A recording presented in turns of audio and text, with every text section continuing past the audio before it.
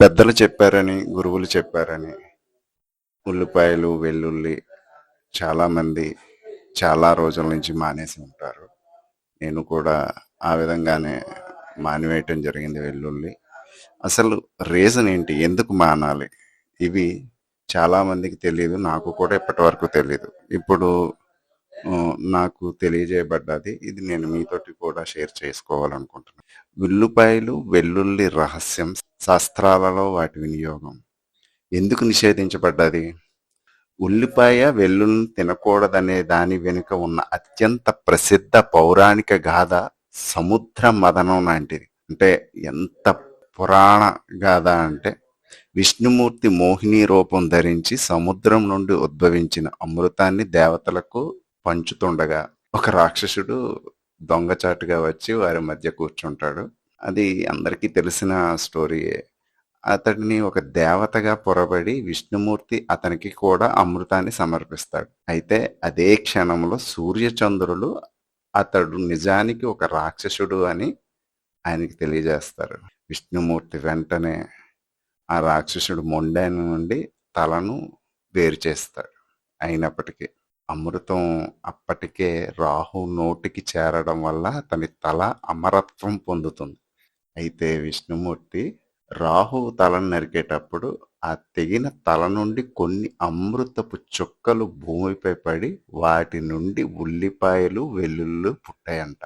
ఈ రెండు కూరగాయలు అమృతపు చుక్కల నుండి పుట్టినవి కాబట్టి వ్యాధులను, రోగ కారకాలను నాశనం చేసి విషయాల్లో ఇవి అమృతం వంటి గుణాలను కలిగి ఉంటాయి.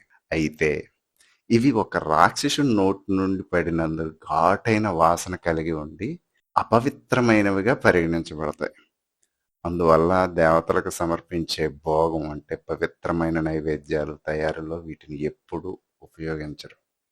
ఉల్లిపాయలు, వెల్లుల్లి తినేవారికి రాక్షసుడి లాంటి దృఢమైన శారీరక నిర్మాణం లభిస్తుంది అని చెబుతూ ఉంటారు. అయినప్పటికీ అదే సమయంలో వారి బుద్ధి, ఆలోచన విధానాలు కూడా రాక్షసుల మాదిరిగానే కలుషితమైపోతాయి.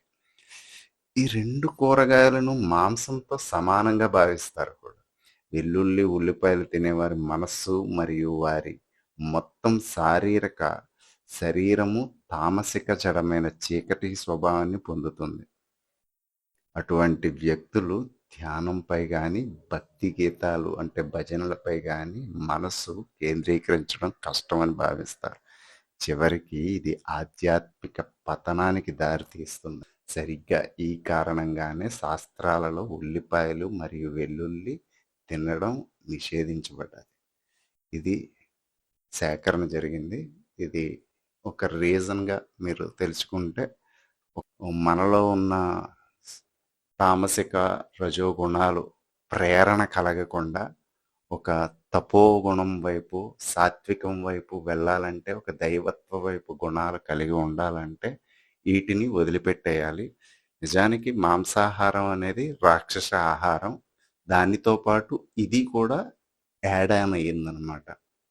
సైంటిఫిక్గా ఇవైతే మనలోని కోరికల్ని ప్రేరణ కలిగించే ఆహారపు స్థితులు. ఎంత అవాయిడ్ చేస్తే అంత మంచిది. అందుకే అయ్యప్ప మాల వేసుకునే వాళ్ళు, నెక్స్ట్ కార్తీక మాసం పూజ చేసేవాళ్ళు, సంతోషి మాత వ్రతం చేసేవాళ్ళు, ఇలాంటివి ఉల్లిపాయలు, వెల్లుల్లి తినకుండా ఉంటూ ఉంటారు. ఇది ఒక రీజన్ అన్నమాట. మనలో ఆ సాత్విక గుణాలని రాక్షస గుణాల వైపు మళ్లించకుండా దైవత్వ గుణాల్లోకి అనువయించుకోవటానికి ఇది చాలా ఉపయోగపడుతుంది. మీరు ఎప్పుడైనా సరే చాలా స్ట్రాంగ్ రీజన్గా దాన్ని అవాయిడ్ చేయొచ్చు. తినటానికి అనేక శాకాహారపు, ఆహారపు పళ్ళు, కూరగాయలు అన్నీ ఉన్నాయి. హ్యాపీగా తినొచ్చు. Thank you.